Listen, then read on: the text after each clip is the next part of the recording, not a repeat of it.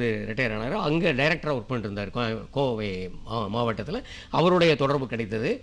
அவரும் என்னுடைய எக்ஸிபிஷன், என்னுடைய ஒர்க்ஸ் எல்லாம் ஊக்குவித்தாங்க. அங்கிருந்த எல்லா சக அதிகாரிகள் எல்லாருமே எனக்கு மிகுந்த ஒரு ஊக்கத்தை கொடுத்தாங்க. மாணிக்கவாசகத்துக்கு கண்டிப்பாக அந்த லீவு தரலாம் அப்படிங்கிற ஒரு முடிவெடுத்து 5 இயர்ஸ் எனக்கு லீவ் கொடுத்தாங்க. 5 இயர்ஸ் லீவ் கொடுத்ததும் நான் பாஸ்கர் இங்கே அப்ளை பண்ணி தேர்வு, நேர்முக தேர்வு எல்லாமே உங்களுக்கு அந்த என்ட்ரன்ஸஸ் எல்லாம் எல்லாமே போய் சேர முடியாது. அப்போவும் அந்த ஸ்ட்ரிக்டானது. அதுலேயும் முதன்மையாக வந்து ஜாயின் பண்ணோன்னே எல்லாத்துக்கும் மிக ஒரு நல்ல சந்தோஷமான விஷயமா இருந்தது. அவர் மற்ற எல்லாரும் செய்கிறத விட சிறப்பாக செஞ்சேன். இந்த கல்லூரியில் ஜாயின் பண்ணும்போது அவங்க என்னோட வந்த ஸ்டூடெண்ட்ஸ் எல்லாருமே எல்லாம் டீனேஜ். நான் 30 இயர்ஸில் ஜாயின் பண்ணுறேன். ஒரு 10 இயர்ஸ் டிபார்ட்மெண்ட்டோடைய எக்ஸ்பீரியன்ஸ் அல்லது இதெல்லாம் முடிஞ்சு அப்போது வீட்டில் கூட ஒரு கம்பல்ஷன் இருந்தது. அது ஒரு சோகமான நிகழ்வு என்னென்னா, அப்பா மிக மிக ஒரு உடல்நிலை சரியில்லாத கண்டிஷனில் இருந்ததுனால அவரை பார்த்துக்கொள்ளவே நான் பக்கத்திலேயே இருக்க வேண்டியது. 10 வருடங்கள் இப்படி தான் போச்சு. அது சரியாக அவரை தவறுறாரு. அதுக்கு பின்னாடி கொஞ்ச நாள் அம்மா இருந்துட்டு அவங்களுக்கு கொஞ்சம் உடல்நிலை சரியில்லாத மாதிரி அவங்களையும் பார்த்துக்கிட்டு ஒரு 10 வருட காலத்தில் இந்த மாதிரி நிகழ்வுகள். அப்புறம் உடனே அவங்க இருக்கும்போதே ஒரு மேரேஜ் பண்ணிவிட்டு செட்டில் ஆகணும் அப்படிங்கிற மாதிரி ஒரு கம்பல்ஷன் இருந்தது. எனக்கு என்னவோ இந்த ஓவியன் உள்ளே இருந்த உயிர் தெளிந்து இதை போ என்று சொல்லிக்கிட்டே இருக்கிற மாதிரி அதை போஸ்ட்போன் பண்ணிக்கிட்டே இருந்தேன். இவங்க 2 பேருமே இல்லை அப்படிங்கும்போது ஒரு வெறுமை இருந்தது. என்ன செய்வது என்று. கல்யாணம் பண்ணிக்கிட்டு செட்டில் ஆகிறதுங்கிறது ஒரு எல்லோரும் செய்யக்கூடிய ஒரு செயல் இல்லை. நாம் இந்த துறையில் ஏதாவது செய்ய முடியும் என்ற ஒரு நம்பிக்கை இருந்தது. அதனால் கண்டிப்பாக இதில் தான் போய் ஆகணும். இந்த வீட்டினுடைய எதிர்ப்பு, அக்கா இவங்க எல்லாருமே சொல்கிற அந்த எதிர்ப்பு இவங்களெல்லாம் தாண்டி அவங்க அழுகாத குறை அவங்க இல்லை நான் இதுக்கு தான் போவேன் அப்படின்னு சொல்லி நான் என்னுடைய அதிகாரிகள்கிட்ட இது கேட்டோன்னா அவங்க எஸ் அப்படின்னு சொன்னோன்னே நான் அப்போ தான் லீவ் வாங்கிட்டு வந்து இங்கே செட்டில் ஆகிறேன். வந்த உடனேயே ஒரு ரொம்ப புதுமையான சூழல், ஆனால் மிக இன்பகரமான வெரி ப்ளசண்ட் சர்ப்ரைஸ் அண்ட் என்விரான்மெண்ட்டுமாங்களே, அது மாதிரி எல்லா மாணவர்களும் ஓவியர்கள், திறமை வாய்ந்த மாணவர்கள் இருக்காங்க, சீனியர்ஸ் இருக்காங்க. அப்புறம் இந்த ஓவிய உலகத்தினுடைய பிரம்மாக்கள்னு சொல்லக்கூடிய ஒரு 10 மிகச்சிறந்த ஓவியர்கள், அதை செகண்ட் ஜென்ரேஷன் ஆர்டிஸ்ட் அப்படின்னு அந்த பீரியடில், ஃபஸ்ட் ஜென்ரேஷன் ராய் சௌத்ரி அல்லது பணிக்கர், தனபால் அந்த பீரியடு முடிஞ்சு அவர்களால் உருவாக்கப்பட்ட மிகச்சிறந்த ஓவியர்கள் ஒரு 10 பேர் அங்கே இருக்காங்க. இவங்களெல்லாம் நேரில் ஒரு வாட்டி பார்த்தா கூட போதுமே அப்படின்னு, இவருடைய பார்வைப்பட்டாலே போதுமே அப்படின்னு நினச்சிட்டு இருக்கிற பீரியடில் அவர்களோடவே இணைந்து உறவாடி அவர்கள் செய்கிறதெல்லாம் பார்த்து அவங்க டீச் பண்ணுறது ஒவ்வொன்றையும் அந்த அனுபவம் இருக்குங்களே, அது சொல்ல முடியாத ஒரு மிகச்சிறந்த அனுபவம். இங்கே பண்ணுறது இல்லாமல் லாட்ஜில் பார்த்தீங்கன்னா, நான் இங்கே லாட்ஜில் தங்கியிருந்தால் அங்கேயும் இருக்கிற எல்லாத்தையும் வரைஞ்சிருவேன். அவங்க படுத்திருக்கிறது, உட்கார்ந்து இருக்கிறது, பேப்பர் படிக்கிறது, இத்தனையும் பண்ணி நான் டெய்லி எடுத்துகிட்டு போயிட்டு ஒரு வித்தியாசமான ஒரு விதமாக அந்த டிராயிங்ஸை கொண்டு போய் காட்டின உடனே பாஸ்கரன் பார்த்துட்டு இது எல்லாத்தையும் நீ இங்கே போடு அப்படின்னார். அப்படி சொன்னாலே என்ன அர்த்தம் அப்படின்னாலே, அவர் அதை பார்த்தாலே அதற்கு ஒரு மரியாதை இருக்கிறது, அதில் பொருள் இருக்கிறதுன்னு அர்த்தம். அதை எடுத்து மாட்டு அப்படின்னாருன்னா அது அடுத்த ஸ்டேஜுக்கு நீங்கள் வந்துட்டீங்க அப்படிங்கிற மாதிரி. அதாவது அந்த மாதிரியே உணர்த்துவார். அந்த அளவுக்கு ஒரு சிறந்த கைடு. கண்டிப்பா ஒரு ஓவியரா நீங்க கல்லூரியை விட்டு வெளியில வந்ததுக்கு அப்புறமா ஒவ்வொருத்தருக்கும் ஒரு அடையாளம் இருக்கும், ஒரு ஸ்டைல் அப்படின்னு சொல்லுவாங்க. ஒரு ஓவியரா உங்களோட பயணம் எப்படி இருந்துச்சு சார்? ஆசிரியரா நம்ம அப்புறம் பேசலாம் அப்படின்னாலும் நீங்க வரைந்த ஓவியங்கள், உங்களுடைய தனித்துவம், நீங்க நடத்தின கண்காட்சிகள்னு அந்த அனுபவங்களை சொல்லுங்க சார். கல்லூரி நாட்களில் இந்த பணத்துக்காக நான் பெயிண்ட் பண்ணேன்னு சொன்னேன் இல்லைங்களா, அப்போ அதுலேயும் எனக்கு ஒரு டேர்னிங் பாயிண்ட் கிடைச்சிது. என்னுடைய இளமை காலங்களில் ஊரில் இருந்த அந்த ஊரினுடைய நினைவுகள், அந்த ஊர் ரொம்ப செழிப்பான ஊர்னு சொல்ல முடியாது, சுற்றியும் இருக்கக்கூடிய ஊர்களுடைய விளைச்சலை நம்பி இருக்கக்கூடிய ஒரு சென்டரில் இருக்கக்கூடிய ஒரு ஊர், அந்த ஊரினுடைய ஒரு மார்க்கெட், வாரச்சந்தை, அது எனக்கு மிகப்பெரிய தாக்கத்தை ஏற்படுத்துச்சு. அது எப்படியாவது நம்ம பெயிண்ட் பண்ணணும், நம்ம ஊரை பெயிண்ட் பண்ணணும் அப்படிங்கிற மாதிரி அந்த மார்க்கெட்டை பெயிண்ட் பண்ணி நான் ஒரு கண்காட்சி வச்சேன். கண்காட்சியில் பங்கெடுக்கிற மாதிரி வச்சேன். அந்த மார்க்கெட்டுக்கு மிகச்சிறந்த ஒரு வரவேற்பு இருந்தது. அதை பார்த்த உடனே வாங்கிட்டாங்க. இந்த விக்டோரியா டெக்னிக்கல் இன்ஸ்டியூட்னு சொல்லக்கூடிய இதுதான் இந்த விடிஐன்னு சொல்லுவாங்க. அங்கே தான் அதிகமான படங்கள் என்னோடது வாங்கி அந்த பீரியடில் மாணவனாக இருந்த பீரியடில் வாரத்துக்கு ஒரு படம் அப்படிங்கிற மாதிரி கூட ஒரு பீரியடில் போக ஆரம்பிச்சிச்சு. வாரத்துக்கு 1-2 பெயிண்ட் பண்ணுறது, எதை கொடுத்தாலும் அது வெளியே வாங்கி செல்வார்கள் என்ற ஒரு நம்பிக்கை எனக்கு ஒரு வாழ்க்கையை கொடுத்துச்சுன்னு வைங்களேன். அந்த நேரத்தில் அதை பார்த்த உடனே பாஸ்கரனும் ரொம்ப ரொம்ப நல்லா இருக்கு, நீ இந்த ஒயிட் இதெல்லாம் போல்டாக வச்சிருக்கிறதெல்லாம் ரொம்ப நல்லா இருக்கு, இதுவே கூட நீ தொடர்ந்து செய்யலாம் அப்படின்னு சொன்னார். நான் அந்த நேரத்தில் அதை அந்த மாதிரி ஒரு இதாக எடுத்துக்கல.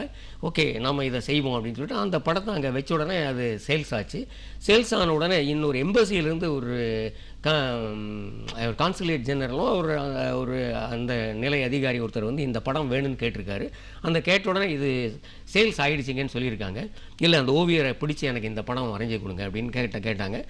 அப்புறம் என்னை கூப்பிட்டு என்னை சொல்லி அனுப்பிச்சாங்க. அவங்க கேட்கும்போது சொன்னாங்க, நீ இந்த படம் 5 கேட்கிறார்கள், இந்த படம் 5 படம் வரைஞ்சி கொடுத்தோடனே அது 5 எம்பசிக்கு அவர் அப்படியே காம்ப்ளிமெண்ட் பண்ணியிருக்கார். இந்த மாதிரியான ஒரு எனக்கு கிரெடிட் எல்லாம் கிடைச்சி அதெல்லாம் சொல்லும்போது மிகச்சிறந்த ஒரு ஊக்கம். ஒரு எப்போவோ பண்ண ஒரு பைபிளினுடைய சீரியஸ் இங்கே படம் இங்கே பண்ணி அங்கே கொடுத்தது 15 வருடங்கள் கழித்து அமெரிக்காவில் வந்து வாங்கி சென்ற ஒரு அமெரிக்கன் ஒரு கனைசர் ஆஃப் ஆர்ட் எனக்கு அதே ஓவியன் பண்ண அந்த பெயிண்டிங்கே வேணும்னு என்னையே தொடர்பு கொண்டார். இவங்க கிட்ட அட்ரஸ் கேட்டு அப்புறம் அவங்களுக்கு செஞ்சு கொடுத்தேன்னு வைங்களேன். ஃபார் எக்ஸாம்பிள் இங்கே ஒரு ஹோட்டல்ஸில் நிறைய இடங்கள்லாம் பெயிண்ட் பண்ணியிருக்கேன். பெயிண்ட் பண்ண சில இடங்களில் பண்ண ஒர்க்கெல்லாம் மிகச்சிறந்த ஒரு அடையாளத்தை ஏற்படுத்திடுச்சு. ஒரு கண்ணன் ராதையினுடைய பெயிண்டிங் ஒரு 20-25 பெயிண்டிங் ஒரு இடத்துல பண்ணி கொடுத்துருந்தேன்.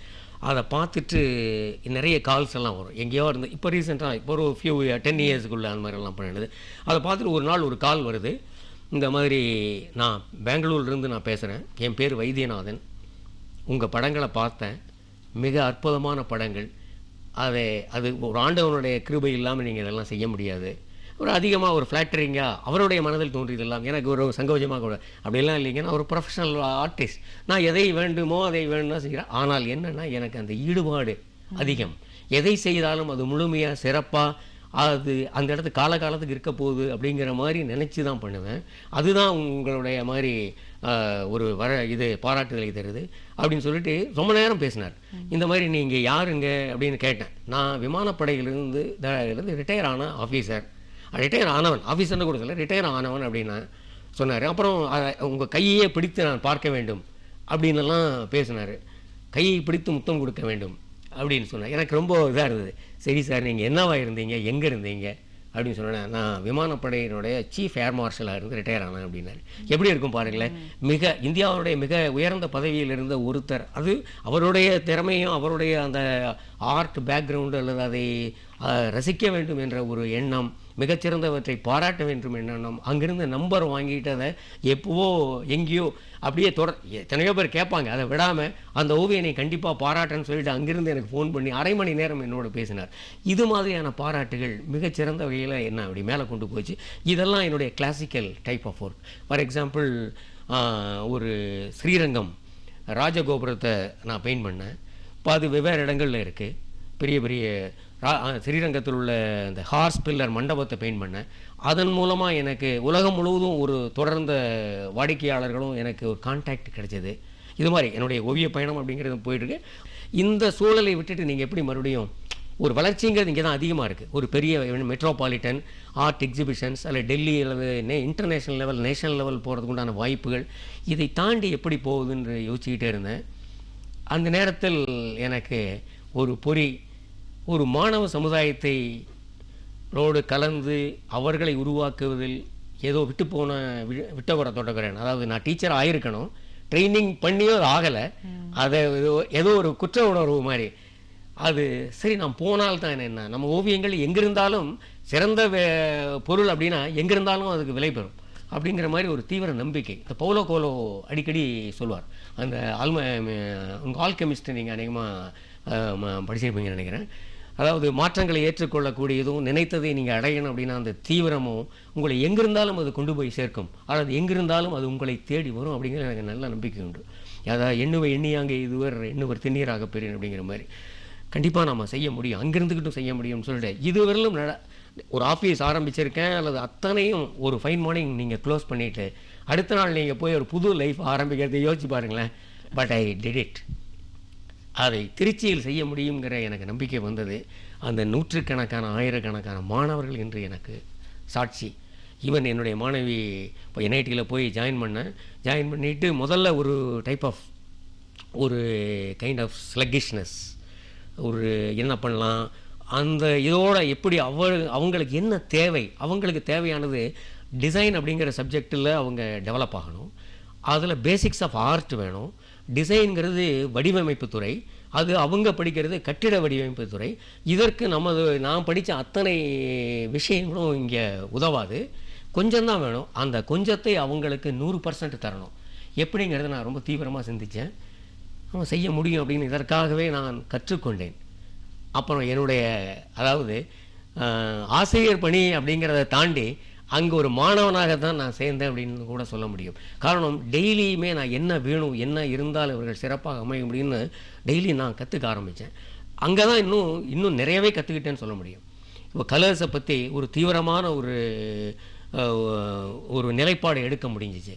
ஒரு கலர்ஸை பற்றி நீங்கள் தெரிஞ்சுக்கணும் அப்படின்னா, ஒரு ஓவிய கல்லூரியில் பெயிண்ட் பண்ணுறோம், அல்லது போர்ட்ரைட்டை பெயிண்ட் பண்ணுறோம், அல்லது லேண்ட்ஸ்கேப்பை பண்ணுறோம், அல்லது என்ன பண்ணுறோம் அப்படின்னாலும் இந்த கலரினுடைய நுட்பம் என்ன, இதனுடைய சயின்டிஃபிக் தியரி என்ன, இதில் எப்படி போனால் இதெல்லாம் உங்களுக்கு ஒத்துக்கொள்ளக்கூடியது, ஒத்துக்கொள்ளாது, அல்லது ஏற்புடையது, ஏற்பில்லை, அது மாதிரி கலருக்கு மிகப்பெரிய ஒரு ஃபீல்டு. அது எப்படின்னா ஒரு 20 இயர்ஸ் ஆகும் நீங்கள் அதை பற்றி தீவிரமாக தெரிஞ்சுக்கிறதுக்கு. அந்த எக்ஸ்பீரியன்ஸை எனக்கு அங்கே NIT கொடுத்துச்சு. இந்த மாணவர்கள் ஒவ்வொரு வாட்டியும் அவங்க அவங்களோட உரையாடுறதும், அவங்க கம்யூனிகேஷன் ஆல் இண்டியா லெவலில் ஸ்டூடெண்ட்ஸ் வர்றாங்க. மற்ற கல்லூரிகளை விட மிக பிரைட்டாக இருப்பாங்க. அவங்களுடைய கேள்விகளும், அவங்களுடைய என்ன சொல்கிறது, க்ரியேட்டிவிட்டியும், அவங்களுடைய அந்த என்ன சொல்கிறது, அவங்களுடைய சுறுசுறுப்பும் இது மற்ற கல்லூரிகளை விட கொஞ்சம் அதிகமாகவே இருக்கும். அவங்களுக்கு ஈடு கொடுத்து நீங்கள் எந்நேரமும் நீங்கள் ஒர்க் பண்ணிகிட்டு இருக்கணும். நீங்கள் அது காலை மாலை அல்லது 5 மணி நேரம் நான் ஓவியர், 8 மணி நேரம் ஆசிரியருங்கிறதெல்லாம் எப்போவுமே உதவாது. நான் எப்போவுமே என்னை அப்படி தான் டிசைன் பண்ணிட்டேன். ஸோ 24 மணி நேரம் ஓவியம் தான். இப்போ நைட்டு எப்போ உங்களுக்கு தூக்கம் முடிக்குதோ அடுத்தது நாளைக்கு என்ன பண்ணலாம் அப்படிங்கிற மாதிரி தான் ஏதாவது தோணும். அவர்களுக்கு தொடர்ந்து அந்த மாதிரியே பயிற்சிகள் கொடுத்து கொண்டிருந்தேன். அவர்கள் ஆல் இண்டியா லெவலில் மிகச்சிறந்த பரிசுகளெல்லாம், எங்கள் ஸ்கூல் அப்படின்னா இப்போது இந்தியாவில் 200 ஆர்கிடெக்சர் ஸ்கூல் இருக்குங்க. அதில் NITக்கு தனிப்பெரும் ஒரு மரியாதையும் ஒரு அந்தஸ்தும் இருக்குது. NIT ஆர்கிடெக்சரில் சேர்றதுக்கு தான் இப்போ ஆல் இண்டியா லெவலில் ஒரு ஸ்டூடெண்ட்ஸுக்கு ஒரு இது உண்டு, ஈர்ப்பு உண்டு. உங்களுக்கு செப்ட்னு சொல்லிட்டு அகமதாபாத்தில் இருக்குது. அதை விட்டால் டெல்லி ஸ்கூல் அல்லது இன்னொன்று இருக்குது டெல்லியில். இந்த மாதிரி பள்ளிகளை தாண்டி அல்லது இந்த மாதிரி பள்ளிகளுக்கு ஈக்குவலாக அண்ணா யூனிவர்சிட்டி இருக்குது. இதையும் தாண்டி உங்களுக்கு ஆர்கிடெக்சர் அப்படின்னாலே NIT ட்ரிச்சி அப்படிங்கிற அளவுக்கு அது ஒரு தரம் வாய்ந்த ஒரு இதாக வந்திருக்கு. ஈவன் எங்கள் பள்ளி மாணவர்கள் இங்கேருந்து வெளியே போகிறாங்க. மிகச்சிறந்த லெவலில் PG ஸ்டூடெண்ட்ஸாக போகிறாங்க, PG எடுக்கிறாங்க. இன்டர்நேஷ்னலி ஒரு ஸ்டூடெண்ட்டை போனோம் இந்த வருஷம் முடிச்சுட்டு வந்தவன், அவனுடைய தீசிஸ் ரெக்கார்டு உலகத்திலேயே டாப் 10ல் வந்திருக்கு அப்படின்னு ஒரு ஸ்ரீராம்னு ஒரு பையன் எனக்கு எல்லா ஆசிரியர்களுக்கும் அனுப்பும்போது, அதில் என்னுடைய பங்கு முழுமைன்னு இல்லை, என்னுடைய பங்கும் கொஞ்சம், அது எல்லாம் சேர்ந்தது தான் அவர்கள். அவன் உங்களுடைய இதனால தான் சார், உங்களுடைய கற்பித்தல்னால தான் இந்த மாதிரியெல்லாம் வந்திருக்கு அப்படின்னு சொல்லி எல்லா ஆசிரியர்களுக்கும் அனுப்புகிறான். டாப் 10ல் அவன் செலக்ட் ஆகிருக்கான். அப்புறம் 10 டாப் 10 யூனிவர்சிட்டிஸ் அவனுக்கு உடனே PGக்கு இது அட்மிஷன் தருது. இது எல்லாம் எங்களோட பகிர்ந்துக்கிட்டான். இன்னொரு ஸ்டூடெண்ட்டு வனிதா ரங்கராஜன், ஒரு 89 or 92 அப்படின்னு நினைக்கிறேன், ஐ திங்க் நோ வேகலி ரிமெம்பர். இங்கேருந்து முடிச்சுட்டு யூஎஸில் கலிஃபோர்னியாவில் லைட்டிங் டிசைன் படித்தா.